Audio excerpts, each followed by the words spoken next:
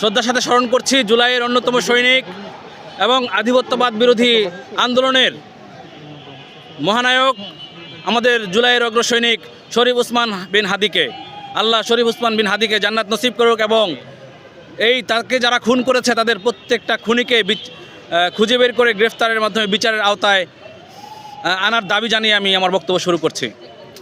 প্রিয় সাংবাদিকবৃন্দ, আজকে জুলাই মঞ্চ যে কর্মসূচিটি পালন করছে সেটি হলো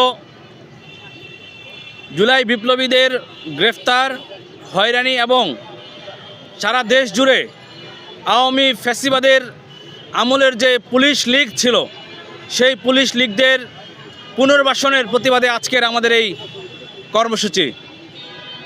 আপনারা দেখেছেন সাম্প্রতিক সময়ে বাংলাদেশে জুলাইকে বা জুলাই অভ্যুত্থানকে, জুলাইয়ের নাম শুনলে মানুষ নাক ছিটকাচ্ছে। অনলাইনে দেখবেন জুলাইয়ের পক্ষে কোনো পোস্ট বা কোনো ভিডিও যদি প্রকাশিত হয় সেখানে হাজার হাজার নেগেটিভ কমেন্ট। এই নেগেটিভ কমেন্টগুলো সর্বোপরি দেখতে পাচ্ছি যে বিরোধী পক্ষ যেটা আওয়ামী লীগ, ফ্যাসিস্ট পতিত ফ্যাসিস্ট সরকারের যারা অনুসারী আছে তারা অনলাইনে এত বেশি অ্যাক্টিভিটি করছে যে বাস্তবিক অর্থে মনে হচ্ছে যেন সারা বাংলাদেশে জুলাই অভ্যুত্থান একটা অপরাধ করা হয়েছিল।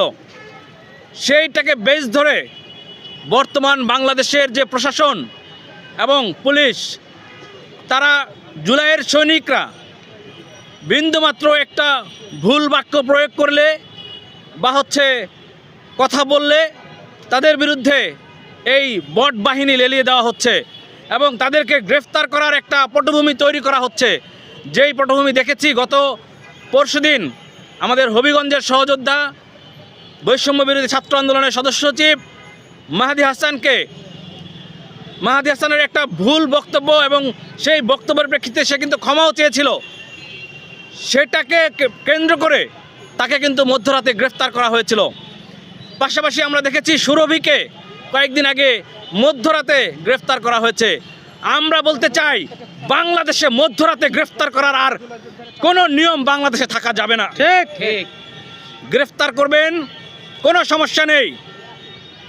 বাংলাদেশের যে কোনো নাগরিককে যদি অপরাধ করে তাকে গ্রেফতারে কোনো বাধা নেই, কিন্তু সেই গ্রেফতার মধ্যরাতে তুলে নেওয়ার মতো যেন আর না হয়।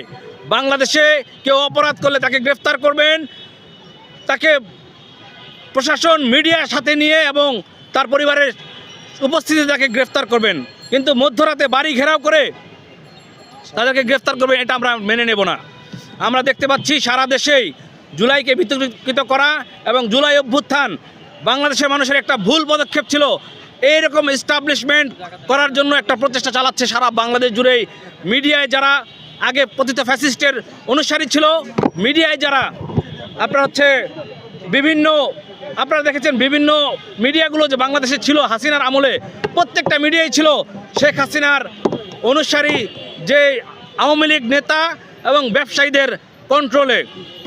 বেশিরভাগ মিডিয়া ছিল সেই ব্যবসায়ীদের কন্ট্রোলে, যারা শেখ হাসিনার কথায় উঠতো বসতো এবং শেখ হাসিনার পারপাস সার্ভ করতো।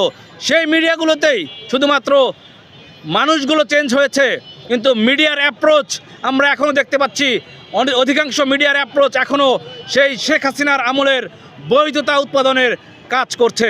আমরা মিডিয়ার ভাইদেরকে বলছি, বাংলাদেশ সংস্কারে অন্তর্বর্তীকালীন সরকার যে পদক্ষেপগুলো নিয়েছে সেখানে মিডিয়ার সংস্কারে তেমন বেশি গুরুত্বপূর্ণ ভূমিকা আমরা দেখতে পাইনি, যার ফলে এখনও পর্যন্ত সেই পুরনো বয়ান এস্টাবলিশ করার জন্য অনেকগুলো মিডিয়ায় উঠে পড়ে লেগেছে।